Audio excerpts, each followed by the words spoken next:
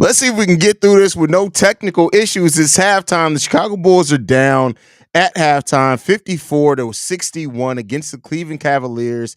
This has been a weird game. Now, I will say this. Io DeSumo, if y'all were doubtful at all about the season that Io DeSumo is about to have for the Chicago Bulls, wake the fuck up. Just go ahead and wake up. Io DeSumo right now is leading the Bulls in scoring. He's 6-7. He has 16 points on 7 shots.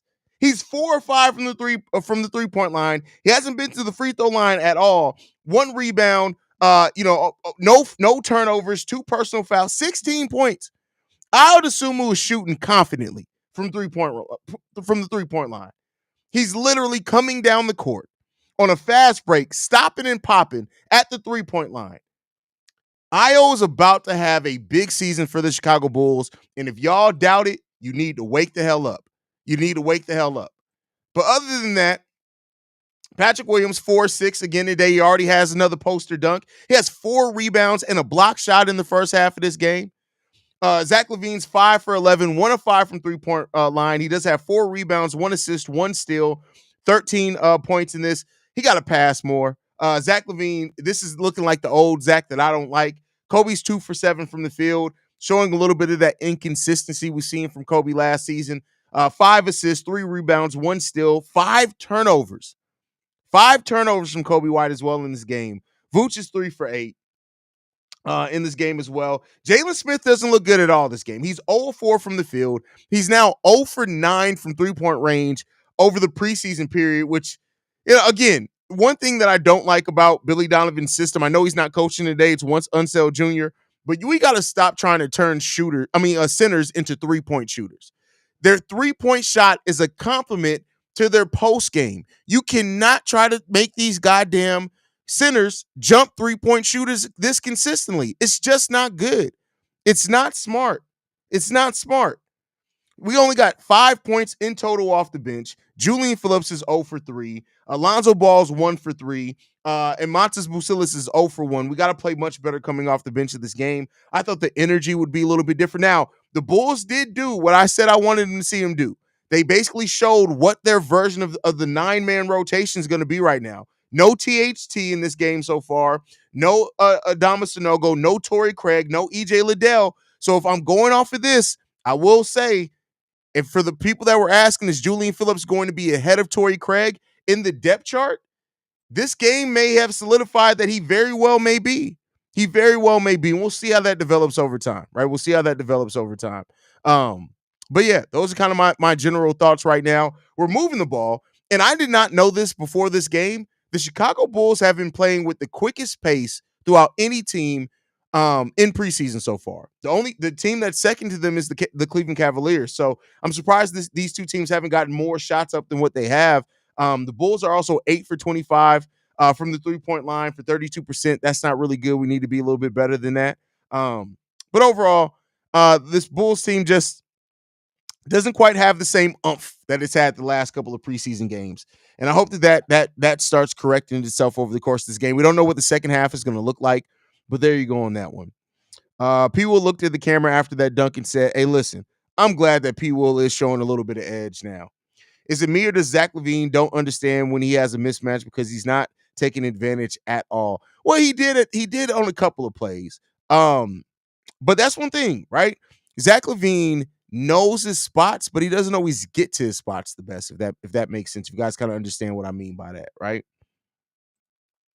Jalen Smith's shot's not falling out at all. He's playing like absolute shit today.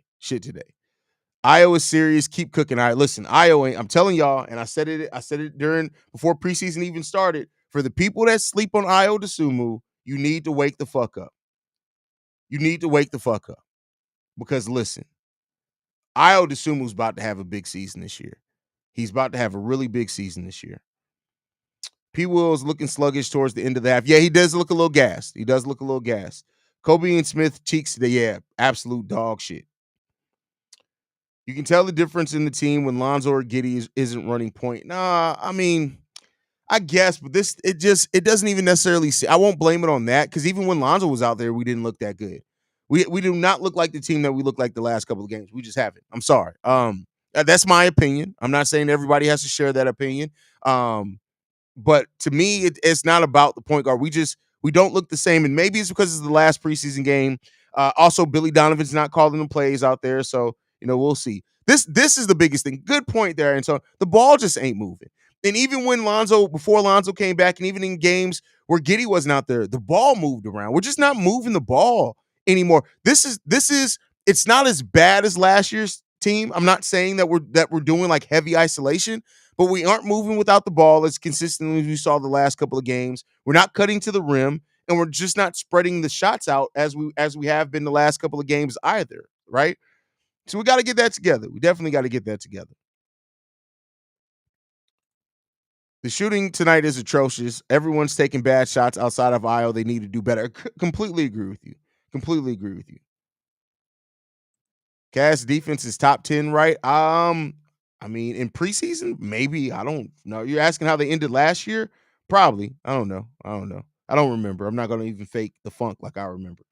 There's going to be a bunch of teams looking at Io wanting to add him. He's a beast. Teams are going to take notice. His value will just decrease. I don't want him traded, but if the package is right, I don't know. I mean, I get where you're coming at with that. Like I said before, I think that Kobe and Io, right? Well, Kobe, Io, and Giddey. Let's say these three players that are all guards, right? And Kobe can play the two or the one. Io can play the one, two, or three. But the it really depends on, I think, this upcoming draft. If the Bulls do stay in the top 10, but they aren't like top 4, like I said, a player like Hugo Gonzalez, if he's on that board as a shooting guard, maybe you do look to move a Kobe or Io Sumu while they're hot because you got a young guy in the top 8 or whatever of this draft that really could end up being your shooting guard of the future and could maybe pair better next to Josh Giddey or Lonzo, whatever it is, right? So I'm not gonna. I have kind of moved off my stance that I think that Kobe and Io are going to stay here forever. I want to see them stay here for the long term. I want to see them sign new contracts. But I've kind of moved. At one point, I was like, no, the Bulls are absolutely going to sign both of them because they developed them, things like that. And I've kind of come off that a little bit, just depending on how things kind of shake out over the season and shake up with the Bulls draft pick next year as well.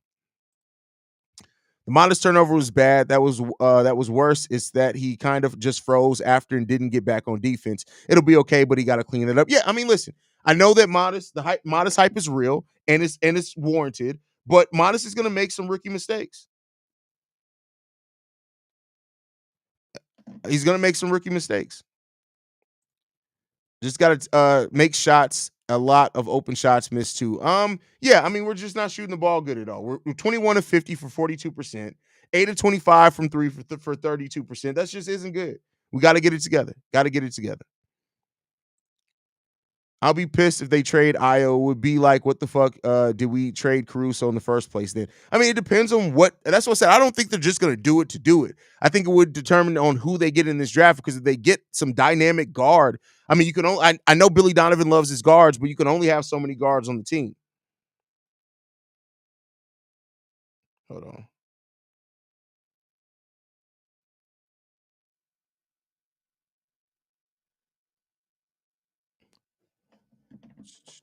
Hell no, don't trade Kobe and Io to draft Hugo. He's not going to be better than them. You can't say that. I'm sorry. Hugo Gonzalez has a way higher ceiling than either one of them did coming into the draft. That's just incorrect. Now, he may not work out, but he has a very much higher ceiling as them, has more size than Kobe, more legit size than Kobe. And again, I'm not necessarily saying that that's what I would want to see them do, but to act like it's not a possibility, it's a possibility. It's a possibility. What if it's a Kirk Gordon Rose situation? Well, that would be Io, Giddey, and Kobe, right? But if you add another guard to that has tremendous upside that you draft in the top 10, that's where you may look at taking advantage of moving one of those guys to get some type of assets back, right? Honestly, I don't think nobody really cares at this point. This season is next week, and ain't nobody trying to get it. Again, I kind of agree with that as well. Kind of agree with that as well. Actually, Haize, I'm familiar with this game. We have 14 guards and Vooch. Familiar with whose game? Who you talking about? Who's watching the Cavs broadcast? Somebody said the Cavs announcers stink. Why are you watching the Cavs broadcast? Kobe didn't get a couple of calls too. Yeah, that's fact. That's fact.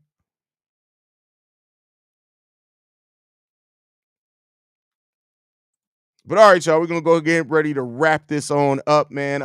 Hopefully the Bulls play much better coming out the second half of this game, but we don't know what the rotation is gonna look like. I wouldn't be surprised if maybe the starters play 5 minutes. I wouldn't be surprised in that. In this draft, they don't get a top 2 pick. Personally, would like to see the Bulls grab the big from South Sudan, but that's far off in the future. Yeah, I mean, listen, I really do like him as well. That's they're talking about the one from Duke, Malik, however you say his name. So watching the Cavs broadcast is crazy work. Crazy work. Because listen, one thing that I have noticed from watching the Bulls broadcast so often is that when I'm somewhere else or wherever, is that not a lot of teams have good announcers. Maybe I'm just used to Stacey King and Adam and Mean, but like not a lot of teams have good commentary teams at all. At all. The Bulls are lucky not to be down by more. I mean, yeah. They got to get it together, man. The Cavs aren't shooting incredibly well themselves either. They're just shooting better than the Bulls. So we got to get that underway. We got to get the turnovers down as well. We got to do that. Exactly, Reginald. This offense, more threes, they'll be down less often big in games. Yeah, that's a fact. That's a fact. But all right, y'all. Thank you guys for tuning in to the halftime hangout. Make sure you guys stay in tune with us. We'll be back live after the game for the post game show.